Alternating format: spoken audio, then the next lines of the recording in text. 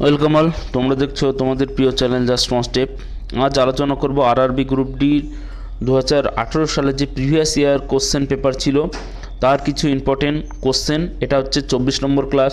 এর আগে আমি 23টা ক্লাস করিয়েছি। তোমরা যদি সেগুলো না দেখে থাকো তাহলে অবশ্যই গিয়ে দেখে নিও।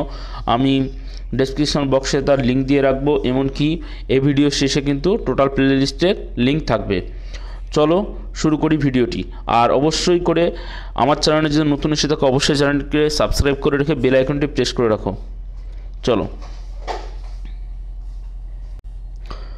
দেখো, প্রথম প্রশ্ন, ভূমির উপরে একটি উচ্চতায় অবস্থিত কোনো বস্তুর অভিকর্ষজ স্থিতিশক্তিকে কি সম্পন্ন কৃতকার্য রূপে সংজ্ঞায়িত করা হয়? বস্তুটির উপর অভিকর্ষ বল প্রয়োগ করায়, বস্তুটিকে কেন্দ্রে স্থাপন করায়, বস্তুটিকে ভূমি থেকে দাঁড় করিয়ে রাখা, না বস্তুটিকে ভূমি থেকে সেই উচ্চতায় স্থানান্তরণ করা? তাহলে উত্তর হয়ে যাবে অপশন নম্বর 4, মানে বস্তুটিকে ভূমি থেকে সেই উচ্চতায় স্থানান্তরণ করায়। পরের কোশ্চেন দেখো, ভাস ডেফারেন্স কি থেকে বেরোনো একটি নালীর সঙ্গে সংযুক্ত হয়ে মূত্রনালী নামক সাধারণ নালী গঠন করে? মূত্রথলি, শুক্রাশয়, অন্ডকোষ, না হচ্ছে প্রোটেস্ট নালী? তাহলে উত্তর হয়ে যাবে কিন্তু অপশন নম্বর 1, অর্থাৎ মূত্রথলি। দেখো যে শুক্রথলি থেকে বেরিয়ে সেমিনাল ভেসিকল থেকে আসা নালীর সঙ্গে মিলিত হয়ে ইজাকুলেটরি ডাক্ট গঠন করে, যা মূত্রনালীতে সংযুক্ত হয়। এবার হচ্ছে ব্যাখ্যাটা দেখানো হচ্ছে, ভাস ডেফারেন্স হলো পুরুষ প্রজননতন্ত্রের একটি নালী যা শুক্রথলি থেকে শুক্রাণুকে পরিবহন করে। তাহলে ভাস ডিফারেন্স হচ্ছে পুরুষ জনতন্ত্রের একটা নালী, এটা হচ্ছে শুক্রথলি থেকে শুক্রাণুকে পরিবহন করে। এটি সেমিনাল ভেসিকল থেকে আসা নালীর সঙ্গে মিলিত হয়ে ইজাকুলেটরি ডাক্ট তৈরি করে। ইজাকুলেটরি ডাক্ট মূত্রনালীর সঙ্গে যুক্ত হয়ে বীর্যকে মূত্রনালীর মাধ্যমে বাহিরে নিয়ে আসে বা বাহির করে। তাহলে দেখো, এই যে কোশ্চেনের পাশাপাশি যে সমস্ত ব্যাখ্যাগুলো তোমাদের সাথে তুলে ধরছি এগুলো কিন্তু খুবই ইম্পর্টেন্ট, আর এগুলোই কিন্তু নোট ডাউন করো। পরবর্তী কোশ্চেন, ঝাড়খণ্ডের রাজধানী হলো, ঠিক আছে, অর্থাৎ ঝাড়খণ্ড রাজ্যের রাজধানী কি? দিসপুর, টাটানগর, র্যাঙ্গন, না হচ্ছে রাঁচি? তাহলে হচ্ছে রাঁচি। রাঁচি হচ্ছে ঝাড়খণ্ডের রাজধানী। দেখো এখানে ইম্পর্টেন্ট যে ঝাড়খণ্ড রাজ্যের প্রতিষ্ঠা, ঝাড়খণ্ড রাজ্য কত সালে প্রতিষ্ঠা হয়েছিল? 15ই নভেম্বর 2000 সালে কিন্তু বিহার থেকে পৃথক হয়ে কিন্তু একটি স্বাধীন রাজ্য গঠন করে হচ্ছে ঝাড়খণ্ড। ঝাড়খণ্ডে মোট 24টি জেলা রয়েছে, যেমন হচ্ছে রাঁচি, দুমকা, গিরিডি, পূর্ব সিংভূম, পশ্চিম সিংভূম, এবং হচ্ছে সুগুরা, আর হচ্ছে জামতারা ইত্যাদি। তাহলে এটা মনে রাখবে যে কত সালে হয়েছিল? 2000 সালে, তারিখটা 15ই নভেম্বর। কোন রাজ্য থেকে পৃথক হয়েছিল? বিহার রাজ্য থেকে কিন্তু পৃথক হয়েছিল ঝাড়খণ্ড। তারপরে দেখো হচ্ছে আইজিং একজন চীনা পর্যটক 3 বছর ধরে কোথায় থেকে সংস্কৃত শিখেছিলেন? পাটালিপুত্র, তাম্রলিপ্ত, বোধগয়া, না নালন্দা? তাহলে উত্তর হয়ে যাবে নালন্দা, অর্থাৎ নালন্দা থেকে তিনি কিন্তু 3 বছর ধরে সংস্কৃত শিখেছিলেন। এই হচ্ছে আইজিং একজন চীনা পর্যটক। তারপরে দেখো, আইজিং একজন প্রাচীন চীনা বৌদ্ধ পর্যটক ও পণ্ডিত, যিনি খ্রিস্টপূর্ব 4th থেকে 5ম শতকে ভারত ও তার আশেপাশের দেশ থেকে বৌদ্ধ গ্রন্থ সংগ্রহ এবং সংস্কৃত ভাষা শিখতে কি করেছিলেন? ভারত কিন্তু ভ্রমণ করেছিলেন। তাহলে কত শতকে? 4th থেকে 5ম শতকে। তারপরে দেখো যে অ্যামোনিয়াম ক্লোরাইডের একটি অণুতে কতগুলো পরমাণু থাকে? 2টি, 6টি, 5টি, না 7টি? তাহলে উত্তর হয়ে যাবে 6টি। অ্যামোনিয়াম ক্লোরাইডের অণুতে কয়টি পরমাণু থাকে? 6টি পরমাণু থাকে। এবার আমরা ব্যাখ্যাটা দেখে নেব। দেখো, অ্যামোনিয়াম ক্লোরাইডের রাসায়নিক সূত্র বা সংকেত হচ্ছে NH4Cl। N হচ্ছে নাইট্রোজেন, নাইট্রোজেন কটা পরমাণু? একটা পরমাণু আছে। হাইড্রোজেন মানে H4, মানে কটি পরমাণু আছে? 4টি পরমাণু আছে। Cl ক্লোরিন কটি পরমাণু আছে? একটি পরমাণু। টোটাল হচ্ছে 1 + 4 + 1, অর্থাৎ 6টি পরমাণু আছে। অর্থাৎ অ্যামোনিয়াম ক্লোরাইডে কয়টি পরমাণু আছে? 6টি পরমাণু আছে। তারপর দেখো, শীতকালে ভারতের কোথা থেকে বাতাস নিচে নেমে আসে আর শৈত্যপ্রবাহ বয়ে যায়? হিমালয়, আরাবল্লী, বিন্ধ্য, না হচ্ছে পশ্চিমঘাট? তাহলে হচ্ছে হিমালয়। আমাদের ভারতবর্ষের উত্তর দিকে অবস্থিত আছে হিমালয় পর্বতমালা। সেই হিমালয় পর্বতমালা থেকে কিন্তু শীতকালে শৈত্যপ্রবাহ কিন্তু নেমে আসে। দেখো যে শীতকালে উত্তর ভারতের উপর হিমালয়ের শৈত্যপ্রবাহ মানে কোল্ড এয়ার কারেন্টস সৃষ্টি হয়।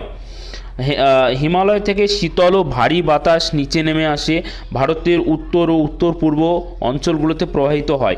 এই শৈত্যপ্রবাহকে বলে হচ্ছে শৈত্যপ্রবাহ মানে কোল্ড ওয়েভ বা হচ্ছে সত্য ঝঞ্ঝা। তোমাদের পরীক্ষা আসতে পারে যে সত্য ঝঞ্ঝা কোথায় থেকে নেমে আসে বা কোথায় দেখা যায়। সত্য ঝঞ্ঝা দেখা যায় উত্তর ভারতে এবং উত্তর পূর্ব অঞ্চলগুলোতে কিন্তু দেখা যায়। কোথায় থেকে তৈরি হয়? এটা হিমালয় পর্বতমালা থেকেই কিন্তু তৈরি হয় সত্য ঝঞ্ঝা। তারপরে দেখো কোন পরমাণু সংখ্যা থাকা উপাদান একটি মৌলিক অক্সাইড গঠন করবে? 11, 12, 13 না 14? তাহলে পরমাণু সংখ্যা কত হওয়ার দরকার? উত্তর হয়ে যাবে 11। দেখো পরমাণু সংখ্যা 1 থেকে 20-র মধ্যে এমন উপাদান যারা ধাতব নয়, যেমন হচ্ছে অক্সিজেন, নাইট্রোজেন, সালফার, হাইড্রোজেন ইত্যাদি। তবে সাধারণ মৌলিক অক্সাইড গঠন করে পরমাণু সংখ্যা 8 অক্সিজেন ব্যতীত, যা মৌলিক অক্সাইডে পরিচিত। সবচেয়ে সাধারণ মৌলিক অক্সাইডগুলো হচ্ছে সোডিয়াম অক্সাইড, Na2O, K2O মানে পটাশিয়াম অক্সাইড, CaO মানে ক্যালসিয়াম অক্সাইড। অর্থাৎ পরমাণু সংখ্যা 11, সোডিয়াম হচ্ছে 11, ঠিক আছে। এটা এবার হচ্ছে 12 হচ্ছে কিন্তু ম্যাগনেসিয়াম সংখ্যা, অর্থাৎ অক্সাইড মৌলিক অক্সাইড, এর উত্তর কিন্তু 11 সেই হিসাবে কিন্তু সোডিয়াম এটা হচ্ছে, আর 12 হলে কিন্তু ম্যাগনেসিয়াম বা Mg হয়ে যাবে। তারপরে দেখো কুতুবউদ্দিন আইবক ও রাজিয়া কোন বংশ ছিলেন, অর্থাৎ কোন বংশের ছিলেন? লোদি বংশের, মুঘল বংশের, খলজি বংশের না মাল্লুক বংশের? অর্থাৎ কুতুবউদ্দিন আইবক এবং রাজিয়া অপশন নাম্বার 4 তেনারা ছিলেন মাল্লুক বংশের। কুতুবউদ্দিন আইবক এবং রাজিয়া সুলতান ছিলেন দিল্লির সুলতানের প্রথম বংশ স্লেব বা আইবক বংশের সদস্যা। এই বংশের প্রতিষ্ঠাতা ছিলেন কুতুবউদ্দিন আইবক, মানে হচ্ছে মুসলিম তুব স্লেব বা হচ্ছে আইবক বংশের প্রথম সুলতানও কিন্তু ছিলেন এই হচ্ছে কুতুবউদ্দিন আইবক। আর হচ্ছে রাজিয়া সুলতানা ছিলেন কুতুবউদ্দিন আইবকের কন্যা এবং প্রথম ভারতীয় নারী সুলতান। তাহলে তোমাদের কোশ্চেন আসতে পারে যে সুলতানি যুগে কোন মহিলা প্রথম সিংহাসনে বসেছিলেন? সুলতানি যুগে একমাত্র মহিলা যিনি হচ্ছেন সিংহাসনে বসেছেন সেটা হচ্ছে সুলতান রাজিয়া, ঠিক আছে। সুলতানা রাজিয়া নয়, সুলতান রাজিয়া, এটাই মাথায় রাখবেন। তারপর দেখো কোন শব্দটি গ্রিক শব্দ থেকে উদ্ভূত হয় যার অর্থ সিন্ধু নদীর পাড়ের অঞ্চল? ভারত, ইন্ডিয়া, আর্যাবর্ত না জম্বুদ্বীপ? তাহলে উত্তর আসবে কিন্তু ইন্ডিয়া। এবার ইন্ডিয়া নামে যে ব্যাখ্যাটা সেটা আমরা দেখে নেব। দেখো তার আগে বলেছে জম্বুদ্বীপ, ভারতবর্ষের কিন্তু প্রাচীন নাম কিন্তু জম্বুদ্বীপ। আর ভরত রাজার নাম অনুসারে ভারতকে মানে ইন্ডিয়া ভারত নামে কিন্তু পরিচিত। তাহলে দেখো ইন্ডিয়া নামটি এসেছে গ্রিক ভাষা থেকে। প্রাচীন গ্রিকরা সিন্ধু নদী কে বলতে হচ্ছে ইন্দোস। কি বলতো? ইন্দোস। সেই থেকেই ইন্দোসের দেশ বা অঞ্চল অর্থে তারা বলতে হচ্ছে ইন্ডিয়া। পরবর্তী ক্ষেত্রে রোমান এবং ইউরোপীয় ভাষায় এই নামটি রূপান্তরিত হয়ে দাঁড়ায় ইন্ডিয়া।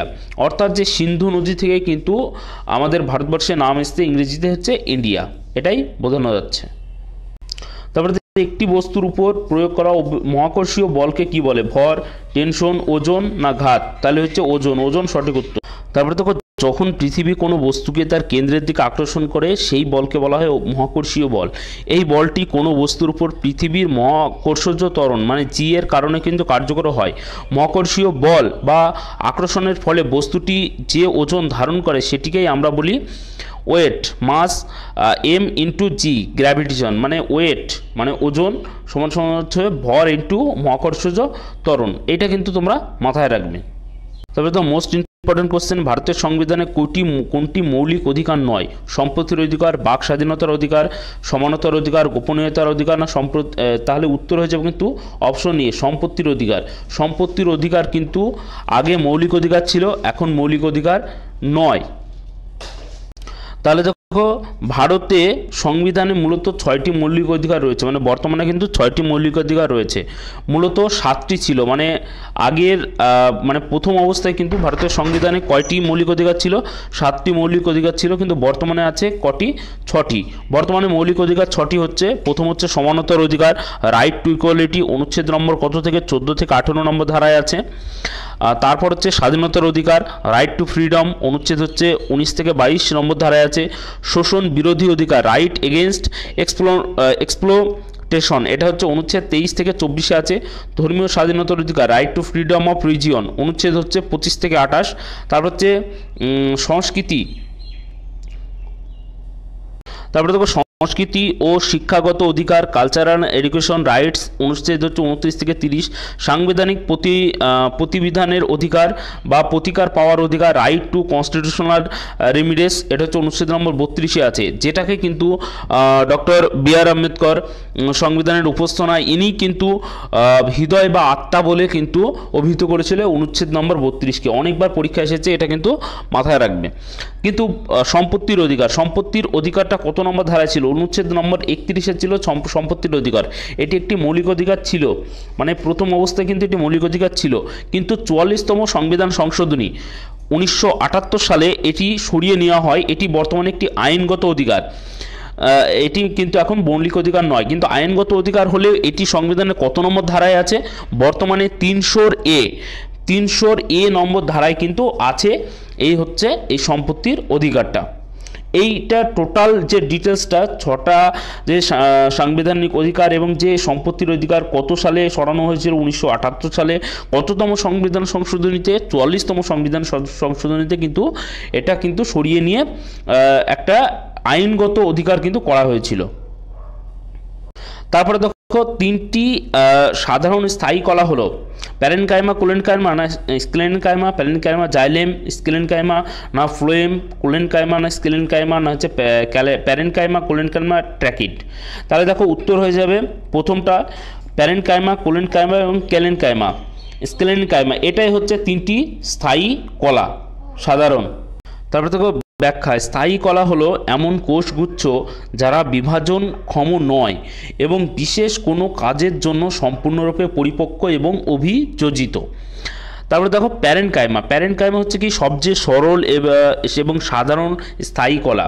পাতলা কোষপ্রাচীর, অনেক ফাঁকা জায়গা থাকে, কাজ হচ্ছে খাদ্য সংরক্ষণ, সারসংশ্লেষ এবং হচ্ছে জল সংরক্ষণ। ঠিক আছে, পানি বা হচ্ছে জল সংরক্ষণ করা হচ্ছে প্যারেনকাইমার প্রধান কাজ।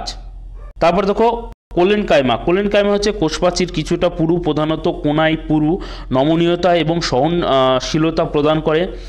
পাতার ডাঁটি বা কচি কাণ্ডে কিন্তু বেশি দেখা যায়। তাহলে তোমাদের কোশ্চেন আসতে পারে যে কোলেনকাইমা কোথায় দেখা যায়, যদি অপশনে থাকে যে পাতার ডাঁটি বা কচি কাণ্ডে কিন্তু বেশি দেখা যায়, এই হচ্ছে কোলেনকাইমা। তারপরে হচ্ছে স্ক্লেনেনকাইমা, স্ক্লেনেনকাইমা হচ্ছে কোষপ্রাচীর ঘন সেলুলোজ ও লিগনিনে আবৃত থাকে, খুবই কঠিন ও দৃঢ়, মৃত কোষ দিয়ে গঠিত হয়। তাহলে দেখো নতুন একটা পয়েন্ট পেলাম যে মৃত কোষ দিয়ে গঠিতকে, তাহলে হচ্ছে স্ক্লেনেনকাইমা, উদ্ভিদের বল প্রদান করে এই স্ক্লেনেনকাইমা। তারপর দেখো নিচের কোনটি প্রকৃতির মুক্ত উপাদান হিসেবে পাওয়া যায় নি? AU, CA, BR, AG। তাহলে হচ্ছে CA, ঠিক আছে, এটি কিন্তু মুক্ত অবস্থায় পাওয়া যায়নি প্রকৃতিতে। দেখো সোডিয়াম হচ্ছে Na একটি অত্যন্ত প্রতিক্রিয়াশীল ধাতু, যা বাতাসে এবং জলে খুবই প্রতিক্রিয়া করে, এই জন্য এটি কখনো তো প্রকৃতিতে মুক্ত অবস্থায় পাওয়া যায় না। ঠিক আছে, তারপর হচ্ছে এটি সাধারণত জৈব আকারে পাওয়া যায়, যেমন হচ্ছে সোডিয়াম ক্লোরাইড NaCl, সাধারণ লবণ সোডিয়াম কার্বনেট Na2CO3। মুক্ত অবস্থায় পাওয়া যায় হচ্ছে যে ধাতুগুলো, সেটা হচ্ছে সোনা Au, সংকেত মুক্ত ধাতু হিসাবে সালফার প্রকৃতিতে মুক্ত অবস্থায় পাওয়া যায় S, এবং অক্সিজেন বায়ুতে গ্যাস হিসাবে কিন্তু পাওয়া যায়। তারপর দেখো নিচের কোনটি দ্রবণের pH মান সর্বনিম্ন? ডিটারজেন্ট, রক্ত, জল না লেবুর রস? সেটা হচ্ছে লেবুর রস কিন্তু এর pH এর মান সবথেকে কম। শক্ত অ্যাসিডের স্ট্রং অ্যাসিড দ্রবণের pH এর মান সর্বনিম্ন। তাহলে যে সমস্ত অ্যাসিডগুলো আছে সেই সমস্ত অ্যাসিডের মান কিন্তু সবথেকে কম। ঠিক আছে, উদাহরণস্বরূপ হাইড্রোক্লোরিক অ্যাসিড বলা যেতে পারে, মানে HCl, যেটা HCl হাইড্রোক্লোরিক অ্যাসিড, এর pH স্কেলের মালটা আমরা দেখে নেব যে কোন pH স্কেলের মালকে কীটা হয়। যেরকম 0 থেকে 14 পর্যন্ত pH এর মান হয়। ঠিক আছে, pH এর মান 7-এর যদি কি হয়, 7-এর যদি কম হয়, ঠিক আছে, 7-এর যদি কম হয় সেটা হচ্ছে আলমিও, বুঝতে পারছো? ঠিক আছে, 7-এর কমলে আলমিও, 7-এর সমান হলে হচ্ছে নিরপেক্ষ, আর হচ্ছে ক্ষারীয় হচ্ছে 7-এর উপরে যাবে, মানে 7-এর বেশি হবে। হ্যাঁ, আলমিও হচ্ছে ক্ষারীয়, এটা তোমরা বুঝতে পারছো, ঠিক আছে। অর্থাৎ পিএইচ এর মানটা কিন্তু বেশি হলে ক্ষারীয়, আর যদি কম হয় তাহলে আলমীয়, মানে অ্যাসিড। শক্ত অ্যাসিড সম্পূর্ণভাবে আয়নিত হয় এবং বেশি পরিমাণে H+ আয়ন মুক্ত করে পিএইচ এর মান সর্বনিম্ন মানে প্রায় 0 থেকে 1 হয়। এবার দেখো লেন্সের ক্ষমতা কার সাথে পূরক? ফোকাস দৈর্ঘ্য, কেন্দ্রীয় বিন্দু, বক্রতা ব্যাসার্ধ না ফোকাস। তাহলে হচ্ছে ফোকাস দৈর্ঘ্য লেন্সের ক্ষমতা এর সাথে পূরক। লেন্সের ক্ষমতা একটি কারিগরি পরিমাপ যা প্রকাশ করে লেন্সটি আলোকে কতটা বিকেন্দ্রিক বা সঞ্চালিত করতে পারে। ডায়াপটার, তাহলে লেন্সের ক্ষমতার একক হচ্ছে ডায়াপটার, এককে প্রকাশ করা হয় যার একক হচ্ছে ডি, এটা কিন্তু মাথায় রাখবে। তারপরে তো যে আধুনিক পর্যায় সারণীর কথা কে বলেছিলেন? ডোবেরিয়ান, মোসেলি, নিউল্যান্ড না হচ্ছে ম্যান্ডেলার? তাই হচ্ছে মোসেলি, বিজ্ঞানী মোসেলি ইনি কিন্তু আধুনিক পর্যায় সারণীর কথা বলেছিলেন। আধুনিক পর্যায় সারণীর ভিত্তিপ্রস্তর স্থাপন করেন হচ্ছে হেনরি মোসেলি। দেখে নাও বিস্তারিত তথ্য 1869 সালে দ্বিত্রিমি মেন্ডেলিভ প্রথম পর্যায় সারণীর প্রস্তাব করেন, যেখানে মৌলগুলোকে তাদের পারমাণবিক ভর অনুযায়ী কিন্তু সাজানো হয়। পরবর্তীতে 1913 সালে হেনরি মোসেলি এক্স-রে বর্ণালীর সাহায্যে দেখান যে মৌলগুলোর প্রকৃত বিন্যাস হওয়া উচিত পারমাণবিক সংখ্যা অনুযায়ী, না যে ভরের ভিত্তিতে মেন্ডেলিভ যেটা সাজিয়েছিলেন। তারপরে দেখো বাজেট বোঝানোর জন্য কারিগরি শব্দটি কি? মাসিক, আর্থিক বিকৃতি, ত্রৈমাসিক না অর্ধবার্ষিক না হচ্ছে বার্ষিক? তাহলে যে বাজেট, আমরা জানি যে বাজেট সবসময় কিন্তু করা হয় বার্ষিক, মানে 1 বছরের কিন্তু করা হয়। বাজেট বোঝানোর জন্য ব্যবহৃত কারিগরি প্রযুক্তিগত টার্মিনোলজিক্যাল শব্দটি হচ্ছে আর্থিক পরিকল্পনা বা ইংরেজিতে বলে ফাইন্যান্সিয়াল প্ল্যান বলে। তাহলে বাজেট পরিপ্রেক্ষিতে নিজের যে সমস্ত শব্দগুলো আমরা দেখে নেব, দেখো সেটা হচ্ছে অর্বিত বরাদ্দ।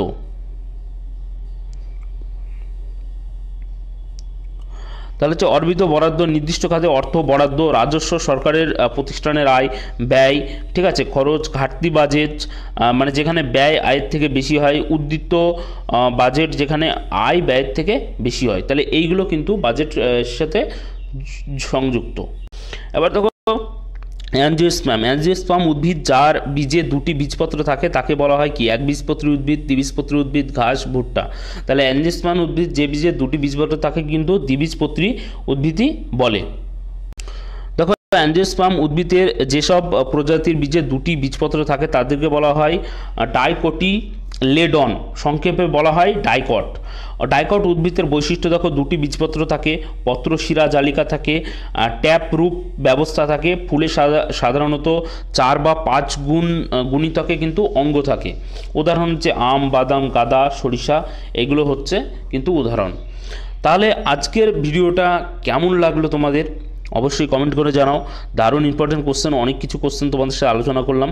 পরবর্তীতে আরও ভিডিও নিয়ে আসবো। আর আমার চ্যানেলে যদি ভালো লাগে ভিডিওটি তাহলে অবশ্যই ভিডিওটিকে লাইক করো, কমেন্ট করো, আর আমার চ্যানেলটিকে সাবস্ক্রাইব করে রাখো, বেল আইকনটি প্রেস করে রাখো। সবাই ভালো করে প্রিপারেশন নাও। আর রেলের গ্রুপ ডির পরীক্ষা খুব শীঘ্রই হতে চলেছে। জয় হিন্দ, জয় ভারত।